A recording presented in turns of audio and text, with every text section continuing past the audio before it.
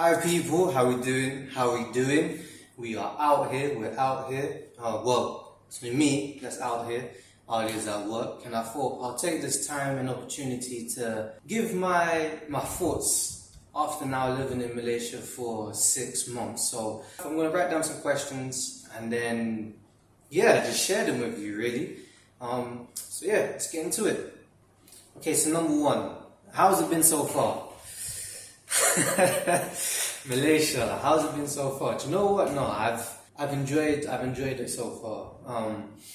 I don't know what else to say. Yeah, I've been enjoying it so far. I don't feel like how I felt back in the UK, how I felt in London. Like I don't have that cloud of depression above me. Like I'm not saying that all of London is bad. However, it's very much when you get into it, it does feel like that. I'm over here. Maybe, do you know what? Maybe it's because of the sun.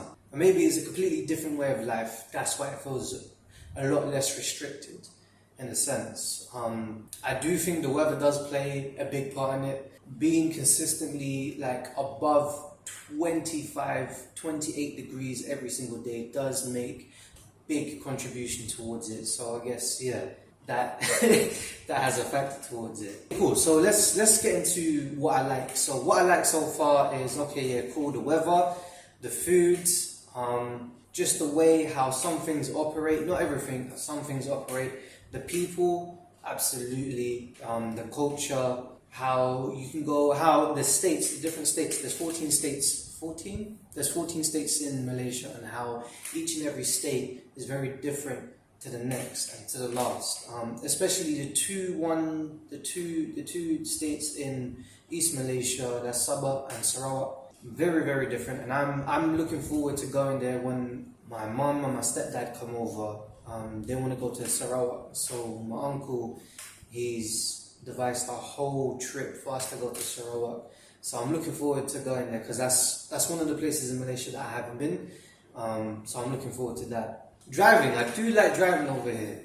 Driving, even though everyone pretty much drives automatic, I do love driving.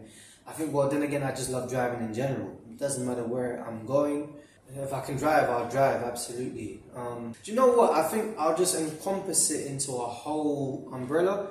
Just being in a different environment to what I've always grown up in, I think for me is a complete, I think that's just why I enjoy a lot of it. And I can't really pinpoint or make bullet points as much as I would like to make bullet points on what I like. I just like everything in general. It's very vague for me to say, or broad for me to say, but it's, I don't feel how I felt back home. You could say, then again, I don't want to sound like a typical foreigner, but it does feel like I'm on holiday away from home, even though it's not a holiday. So I think that's one of the factors that I've started to look at. Cool. So let's say what I don't like. Okay, so out of me saying there's a bunch of stuff that I do like, there's also stuff that I don't like. Okay, cool. What I don't like is public transportation. Public transport is abysmal in Malaysia. And I know a lot of other people say that it's good. Do you know what it is? If you're living in the capital. Us, we're not living directly in the capital. We're more on the borders of the capital. So if you're living in the capital, do you know what? I would agree with you. Public transport, is good. But outside the capital, and I'm not even talking like a big radius. I'm talking about maybe 15, 20 minutes outside the center. 15, 20 minutes outside drive of KLCC. Transport is almost non-existent. Transport is almost non-existent. And that's a real shame to see. Consider the fact how well developed Malaysia is and how far it's come. It's crazy to think that, you have all of this and yet your public transport is suffering. It's kind of mad to see. Buses, you can't rely on buses. Buses is probably one of the biggest factors of why, the public transport, I don't like it. I would love to love it. I would love to actually go in it a lot more. But because, just driving in general is far more convenient than anything else, it's kind of difficult for you to even take the bus. Alia was saying, don't don't even try and trust the bus. Like, it's not going to get you anywhere. Like, you don't rely on the bus. They say that the bus is going to be here at a certain time, and it's not going to be there at a certain time. And I think I'm all just saying this because coming from London, where the public transport, despite its many factors and many ways that people don't like it, it is very, very efficient. Then again, saying that most of the tube supports most of North London or north of the river. South London, you're not really gonna get that. However, you do have National Rail, which is what I've predominantly used growing up in South London. Buses, you can rely on buses. Like, people who've been to London and know the transport system there, you're gonna know, okay, you don't have to worry as such. Over here, yeah, it's a different thing. Another thing I don't like is how there's like little to no maintenance. Like, it's something that I've picked up. Like, there's hardly any maintenance going on. So, for instance, let's take it to the place that we're living now. So we're living in apartments, condominium. I'm still trying to understand how Malaysians differentiate between the two, but condo is what it's called in the address. I've noticed like certain things aren't being maintained.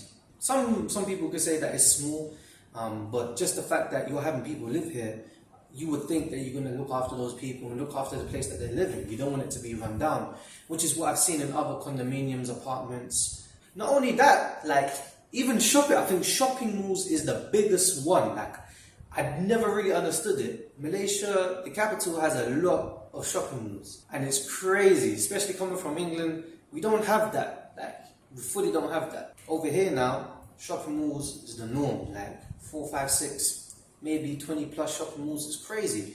And like, it seems to be the place that everyone goes to. Probably because it offers free aircon. Because yeah, sometimes it gets mad hot.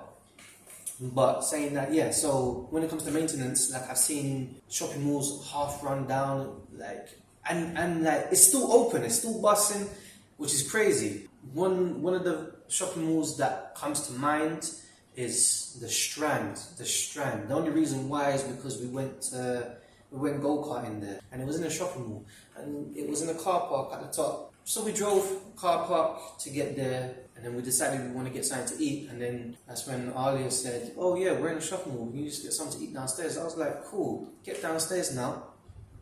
Empty. Empty? What do you mean empty? Like, it's dead. Let me put it like this to you. It's dead. Like, okay, cool. People back home, people in London, imagine going to one of the two Westfields, yeah, and just seeing it dead. Like, you're seeing at least 15 to 20 people in a shopping mall, and only the bottom floor is busting. That's it.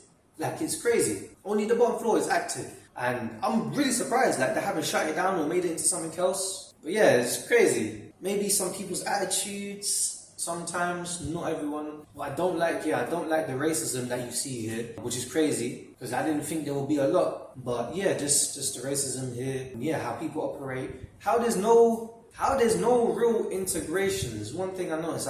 I didn't like it. Sometimes for me, it does feel like I'm looking at Malaysia, or Malaysia puts on this cloak, rather, I think. Let me put it like that, because speaking to other locals and people that live here, I'm starting to, like, they saying the same thing. So it's like Malaysia will put this facade on, but what's really happening is, it needs a lot of help still. And I think that's probably down to how Malaysia is run.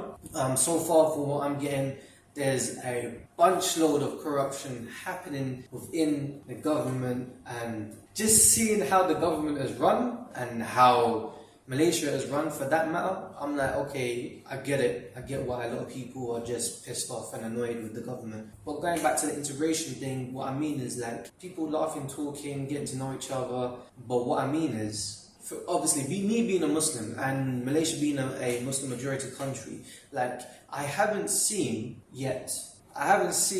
a Chinese that was a Muslim, or I haven't seen, basically just that along the lines of, you have Indian, Malay, Chinese. I haven't really seen an integration like that. Like, even though it is integrated, I do feel like it's heavily segregated at the same time. And what I mean is, the Chinese will hang out with the Chinese places, the Indians will hang out with the Indians, and the Malays will hang out with the Malays. Places like that. So for instance, I could be wrong, but from what I've seen, Chinese places, like food places, normally, like, you only see Chinese. And that's probably because they want Chinese food. That's fine. But then again, Chinese food has pork in it, so obviously you're not going to catch a Malaysian, well, you're not going to catch a Muslim, rather. You're not going to catch a Muslim be in that shop. Unless he likes the food, unless she likes the food, unless they have friends that go there, they want to munch on like veg or fish. But I doubt that's really going to happen. And I only say this because even though food in Malaysia is halal, back home, because I'm so used to going to a restaurant, if there's no halal meat, then just get veg or seafood. Like, it's not a big deal. But yeah, things like that. Like, there's some places that I just feel like you're not welcome. Or maybe that's just how I feel because that's what I've seen back home. So like, one time, I think 2 weeks ago, went back to Ali's parents' area, Batu Pahat, in Johor. And I wanted to do a video, which you guys will see, like of things to do in Batu Pahat or things to see in Batu Pahat. And one of them was like this Chinese temples. It's kind of big Chinese temple. I thought, yeah, man, let's check it out, man. And apparently there was a lover's bridge. It was more of a pier there as well. And like it was just heavily, like as soon as you entered, you knew, yo, it's Chinese only. It's fully Chinese only. I was ready. I was getting ready to like hear some back chat, like for real. I was super ready. Ali, on the other hand, obviously she's used to it, so I guess she wasn't. But it was just Chinese everywhere, and I was like, "Raw, like, why does it feel so isolated from the rest of Malaysia? Like, Malaysia's a big country." Yeah, it's just that. Obviously, if there's a big Chinese temple, you're gonna have a lot of Chinese people around it. So, do you know what? Let me not stop saying. I ain't saying that. If you're gonna find a temple, you're gonna find people who believe in that around the area. But it was just something that I picked up on. Do I miss? What do I miss? What do I miss? First of all, do I miss London? No, I don't miss it. Like, I'm fully chilling here. And I'm fully relaxed over here. And a lot of people that I've, like, a lot of my family, my friends back home speaking to, they hear how chilled and relaxed it seems and how I am. No, man, I don't miss it. Obviously, a few things here and there, but like as a whole, no, I don't miss it. The things I do miss is wearing a hoodie, because I love hoodies. Public transport, already covered that. Probably how easy it is to get work back home. I think that's one thing I do miss. Because over here, it's not that simple. Or maybe, I would say it's not that simple from my experience. Obviously, other people have their experiences and all that. So, maybe it might be different for them. But for me, obviously, I'll talk about it once we get there. But I think for now, yeah, there's not a lot that I miss. There really isn't a lot that I miss. There's things that I've noticed that I would prefer if, that I didn't have here. But no. I think Ali will have a lot of things to say. Obviously, her been living here all her life, and going to the UK to work and study, and then coming back here to do the same to complete her contract. So yeah, I think she probably have more to say. But again, it's only been 6 months, so there's probably a lot of things that I will pick up on in the future. Let's see, what have I realized? I've realized that Malaysia still has a long way to go. And I mean that with utmost respect. Like, it still has a long way to go. And I think mostly down to citizens, like being even more diverse and even more open to each other. Like, they are open, but they're not fully open. Like, which I thought was absolutely crazy. Like, I don't think a lot has been given out. A lot of information has been given out. It's just been like, oh, I'm in Malaysia, he's like that, she's like that, this is like that, this is like that. Cool, without any real context. Unless there has been.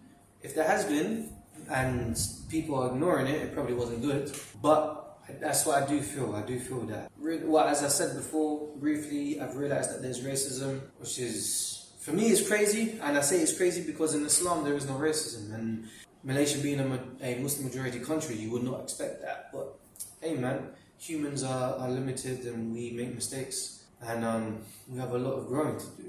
What else? How corrupt everything is. It's mad.